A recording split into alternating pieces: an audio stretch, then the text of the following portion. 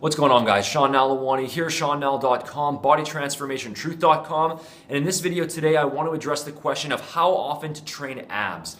So this one came up on one of my recent videos from Hugo, and he says, do I train abs every day or even 5 days per week? How's the recovery on the abdominal muscles?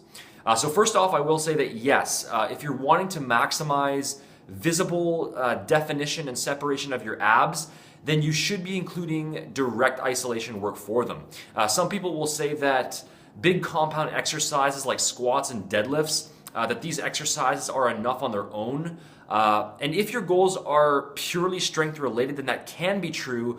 But if your focus is on getting a reasonably developed six-pack, then direct work for the rectus abdominis is going to help out, assuming that your body fat levels are low enough for them to be visible. And that's obviously a very key point to not overlook. If your body fat is too high, then no amount of ab workouts are going to make any difference at all, because they'll always be hidden underneath that layer of stomach fat. And ab exercises don't specifically burn fat off of that area. They just train the abdominal muscles underneath.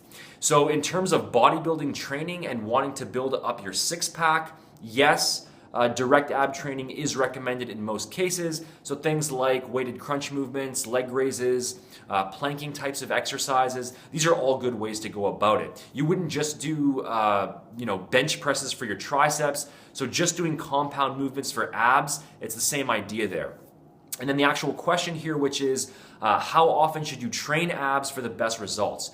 So as with most things, ab training frequency is not black and white, and it does depend on the person, but my simple default recommendation would be, assuming there's nothing particularly unique about your situation, it's to just treat your abs like any other muscle on your body and to train them at the same frequency as you're currently training your other muscle groups. And assuming that you're a typical natural lifter, then that's going to mean anywhere from 1 to 3 times per week, with the sweet spot usually being about twice per week.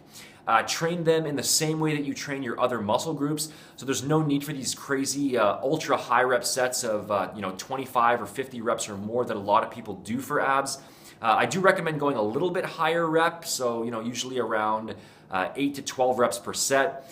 You want to make sure that you're applying sufficient intensity, and then just focus on progressive overload by striving for continual improvement in the amount of weight that you're using on your ab exercises. So same deal there as with any other muscle group.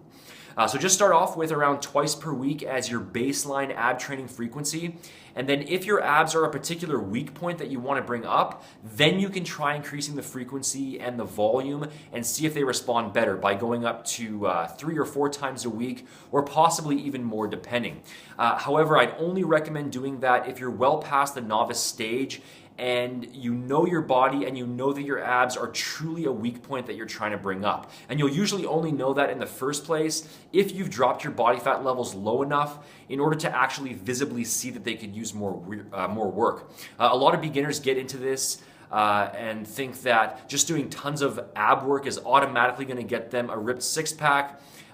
When in reality, they should really just be putting all of their focus on building up an overall size and strength foundation first, before worrying about any sort of specialized training for any particular muscle group. So bottom line on how often to train abs, all things equal, just start off by training them at the same frequency as everything else. So twice per week is a good guideline.